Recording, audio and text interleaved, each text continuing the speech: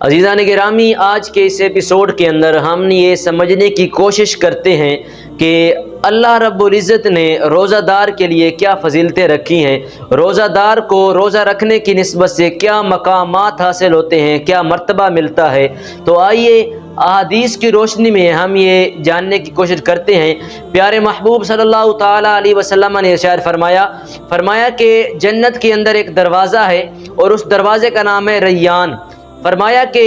اس دروازے کے اندر اللہ رب العزت بروز قیامت صرف روزہ داروں کو داخل فرمائے گا۔ جو لوگ روزہ دار ہوں گے، روزہ رکھنے والے ہوں گے، اس دروازے کے اندر اللہ رب العزت انہی کو داخل فرمائے گا، اور آواز اٹھے گی کہ روزہ دار کہاں ہیں، کدھر ہے روزہ دار؟ تو جب روزہ دار آئیں گے تو رب تعالیٰ کے فرشتے کہیں گے کہ آؤ روزہ دارو، اس دروازے کے اندر داخل ہو جاؤ۔ اور جب روزہ دار اس دروازے میں داخل ہو جائیں گے تو وہ دروازہ بند کر دیا جائے گا۔ کسی بھی اور شخص کو جو روزہ نہیں رکھتا تھا، اس کے علاوہ کسی بھی شخص کو، روزہ نہ رکھنے والے کو اللہ رب العزت اس دروازے سے محروم رکھے گا۔ وہ بندہ اس دروازے میں داخل نہیں ہوگا، اس بندے کو اللہ رب العزت اس دروازے میں داخل نہیں ہونے دے گا۔ تو یہ ایک بڑا مقام اور مرتبہ ہے روزہ دار کا، کہ روزہ دار کے لیے اللہ رب العزت نے جنت کے اندر بھی ایک الگ سے جگہ بنائی، الگ سے مقام بنایا، الگ سے ایک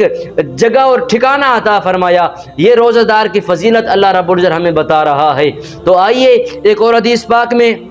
حضور علیہ الصلوۃ والسلام نے فرمایا کہ جس شخص نے ماہ رمضان المبارک کا روزہ رکھا اور جتنی بھی روزے کی حدود ہیں سب کو جانا، جتنی بھی روزے کی حدود ہیں، جیسے کھانے پینے سے پرہیز کیا، کچھ غلط دیکھنے سے پرہیز کیا، غلط کام کرنے سے پرہیز کیا، جو ماہ رمضان کی جو نیکیاں ہیں وہ ساری سمیٹی، جو برکتیں ہیں روزوں کی وہ ساری، ان سب حدود پر عمل کیا، تو فرمایا کہ اللہ رب العزت اس شخص کو روزے کی برکت سے، اس کی حدود کو پہچاننے کی برکت سے، برقرار رکھنے کی برکت سے، اس کے سابقہ پچھلے جتنے بھی گناہ ہوتے ہیں اللہ رب العزت روزے کی برکت سے اس کے سارے گناہ معاف فرما دیتا ہے۔ تو دیکھیں یہ بھی ایک روزہ دار کے لیے بڑا اچھا اور نیک عمل ہے کہ وہ صرف روزہ رکھنا ہے، اس نے سارا دن غلط کام نہیں کرنا، کچھ کھانا پینا نہیں ہے، اللہ کی بارگاہ میں حمد و ثنا کرتی رہنی ہے، بس ذکر و اذکار میں گزارنا ہے، قرآن پڑھنے اور پڑھانے میں گزارنا ہے، رکھنا صرف روزہ ہے، صبر کرنا ہے۔ رب تعالیٰ نے فرمایا کہ اس کے پچھلے جتنے بھی گناہ ہوں گے وہ میں سارے معاف فرما دوں گا، اس کے سابقہ جتنے بھی گناہ ہوں گے، کثیر ہوں، قلیل ہوں، زیادہ ہوں، جتنے بھی ہوں، اللہ سب گناہوں کی معافی اسے عطا فرما دے گا۔ تو یہ بھی ایک بڑی خوشخبری والی بات ہے کہ جو بندہ روزہ رکھتا ہے اس کے سارے گناہ اللہ معاف فرما دیتا ہے۔ اسی طرح ایک اور حدیث پاک میں آتا ہے کہ جس شخص نے ماہ رمضان المبارک کے اندر صرف ایک دن کا روزہ رکھا، اب ایک تو 30 روزے نہیں، صرف ایک دن کا روزہ رکھا، اللہ رب العزت اس کے چہرے کو جہنم سے 70 سال کی مسافت دور کر دے گا، یعنی کہ جہنم سے 70 سال کی مسافت تک وہ بندہ دور ہو جائے گا، اس کا چہرہ جہنم سے اتنا دور ہو جائے گا کہ ان دونوں کے درمیان کا جو فاصلہ ہوگا وہ 70 سال کی مسافت کا ہوگا۔ تو یہ بھی اللہ رب العزت کے کرم ہے کہ اللہ اس شخص کے چہرے کو جہنم سے انتہائی درجہ دور رکھتا ہے جو بندہ روزہ رکھتا ہے، جو بندہ روزے کے ساتھ عبادات کرتا ہے، صرف ایک روزہ رکھتا ہے۔ اور ایک اور حدیث پاک میں ہے کہ اللہ کے محبوب صلی اللہ تعالیٰ علیہ وسلم نے فرمایا کہ جس نے ایک دن کا روزہ رکھا اور ایک دن کا روزہ اللہ کی رضا حاصل کرنے کے لیے رکھا، تو میرے نبی نے فرمایا کہ اللہ اسے جہنم سے اتنا آزاد کر دے گا، جہنم سے اس شخص کو اتنا دور کر دے گا کہ جیسے ایک کوا پیدا ہو کر اڑنا شروع کر دیتا ہے اور وہ اڑتا رہتا ہے، جب وہ بوڑھا ہو کر مر جاتا ہے تو جتنا وہ فاصلہ طے کرتا ہے اللہ رب العزت اس کے اور اس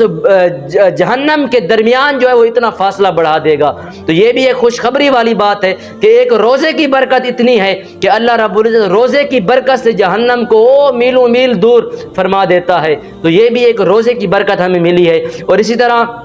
ایک حدیث پاک میں اندر آتا ہے کہ ہر شے کے لیے زکوٰۃ ہے، آپ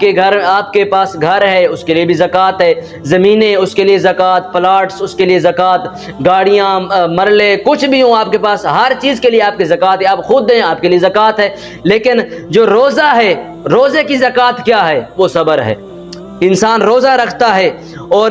انسان روزہ رکھتا ہے تو یہ ایک جسم کی زکوٰۃ ہو جاتی ہے. روزہ رکھ کر انسان صبر کرتا ہے, روزہ صبر کا نام ہے. انسان روزہ رکھ کے صبر کرتا رہتا ہے تو انسان کی جسم کی زکوٰۃ نکلتی رہتی ہے. آپ اپنی زکوٰۃ نکالنے کے لیے جناب علی مدارس میں چیزیں دیتے ہیں, مدارس میں کھانے دیتے ہیں, گندم وغیرہ دیتے ہیں, اپنی زمینوں کی زکوٰۃ نکالتے ہیں. تو زکوٰۃ ہر چیز کی نکالتے ہیں. تو جو جسم کی زکوٰۃ ہے نا, جسم کی زکوٰۃ روزہ ہے. آپ نے اگر جسم کی زکوٰۃ نکالنی ہے تو روزہ رکھیں, جسم کی زکوٰۃ نکل جائے گی. تو یہ ساری حدیث پاک سے ہمیں ساری باتیں ملتی ہیں, حدیث پاک سے ہمیں یہ سارے درس ملتے ہیں. تو میں دعا کرتا ہوں کہ اللہ رب العزت ہمیں روزہ نہ چھوڑنے کی ہمت عطا فرمائے, اور روزہ رکھ کر خشوع اور خضوع کے ساتھ, عاجزی اور انکساری کے ساتھ اپنے ذکر کے اندر مصروف رہنے کی توفیق عطا فرمائے.